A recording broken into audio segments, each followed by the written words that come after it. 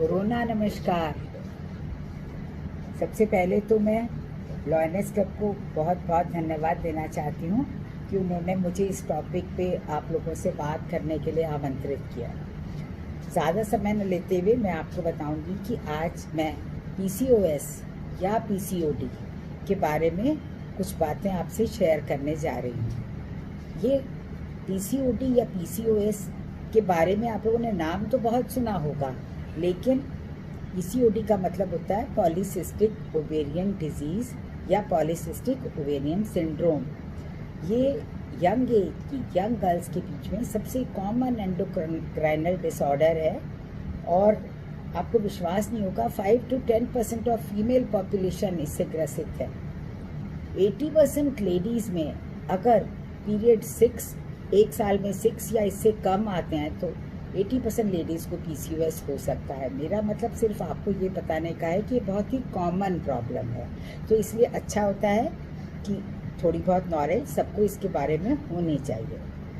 वैसे तो young girls को ही ये प्रॉब्लम ज़्यादा होती है, लेकिन 12 साल से 45 साल तक की लेडीज़ किसी को भी ये प्रॉब्लम हो सकती है। आप कहोगे है क्या PCOD? PCOD एक ऐसी एंडोक्राइनल डिसऑर्डर है जिसमें मेल हार्मोन्स ज़्यादा बनने की वजह से ओव्यूलेशन नहीं हो पाता और पीरियड्स इर्रेगुलर हो जाते हैं। कारण अगर आप पूछो तो कारण बहुत क्लियर नहीं है, लेकिन जेनेटिक्स इसका एक कारण माना जाता है। इंसुलिन रेजिस्टेंस दूसरा और ओबेसिटी तीसरा कारण मान सकते हैं। लक्षण क्या होते हैं PCOS के? जैसा मैं बता चुकी हूँ कि इर्रेगुलर स्कैंटी पीरियड्स पहला लक्षण है। एक्ने, मुहासे होना, यंग गर्ल्स को आपने मुहासे होते बहुत देखा होगा, वो दूसरा लक्षण है। ये सब मेल हार्मोन्स की वजह से हैं। और तीसरा एबनॉर्मल साइट्स पे हेयर ग्रोथ है ना, आप देखते हो बिल्कुल मेल पैटर्न में हेयर्स आ जाते हैं बच्चियों के, तो ये तीसरा लक्षण है। और इसके बाद छोटे छोटे लक्षण जैसे कि वेट बढ़ना और पिगमेंटेशन होना, बॉडी में जगह जगह एबनॉर्मल पिगमेंटेशन होना, पेट में दर्द रहना और मैरिड गर्ल्स में कंसीव ना कर पाना एक इम्पॉर्टेंट लक्षण है। तो इन लक्षणों से पहचाना जा सकता है। डायग्नोज करने के लिए ब्लड टेस्ट कराना ज़रूरी होता है और ये ब्लड टेस्ट पीरियड्स के सेकेंड डे कराए जाएं तो अच्छा आइडिया देते हैं हमें। और दूसरा अल्ट्रासाउंड इसको कंफर्म करता है। तो इन दो तरीकों से लक्षणों से हम लोग शक तो करते हैं कि हाँ PCOD हो सकता है, लेकिन कंफर्म करते हैं ब्लड टेस्ट से या अल्ट्रासाउंड से। अब ट्रीटमेंट की बात करें तो मेडिसिन्स भी आजकल लेटेस्ट बहुत आ गई हैं, लेकिन ये बात मैं बड़ी क्लियर करना चाहूँगी कि आधा इलाज डॉक्टर के हाथ में है तो आधा इलाज पेशेंट के अपने हाथ में होता हो। एक्टिव लाइफस्टाइल मोस्ट इम्पॉर्टेंट है। अगर हाफ एन आवर की ब्रिस्क वॉकिंग की जाए या कोई भी एक्सरसाइज, डांसिंग, स्किपिंग, कुछ भी किया जाए तो आप खुद देखोगे कि ये सिम्टम्स नेचुरली कम होने लगते हैं। तो मतलब ये कहने का सिर्फ डाइट और एक्सरसाइज से इस बीमारी को कंट्रोल में रखा जा सकता है। तो एक्सरसाइज का बहुत रोल है। हमारी बॉडी में इंसुलिन की मात्रा ज़्यादा होने की वजह से रेजिस्टेंट हो जाता है, फैट बढ़ने लगती है। तो ऐसे में अगर थोड़ी एक्सरसाइज एक्स्ट्रा की जाए तो उससे काफ़ी फ़र्क सिम्टम्स में पड़ता है। डाइट भी बहुत ज़रूरी है।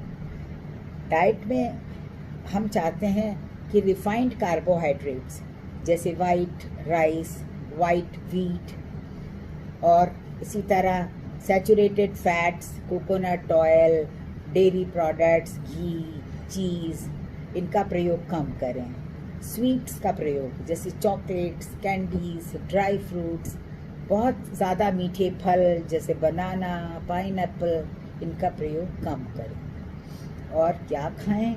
हाई प्रोटीन डाइट, खूब एग्स खाएं, पल्सेस खाएं, सी फूड खाएं जो लोग खाते हैं, और एक्टिव लाइफस्टाइल रखें। और उससे भी ज़्यादा ज़रूरी है आपकी green vegetables, fruits, coloured fruits, ये आपको बहुत सिम्टम फ्री रखते हैं। तो पीसीओडी एक कॉम्प्लेक्स प्रॉब्लम अवश्य है, लेकिन इसका ट्रीटमेंट भी बहुत आसान है और कुछ तो हद तक तो वो आप ही के हाथ में है। तो ये कुछ शब्द थे जो मैं आपको बताना चाहती थी।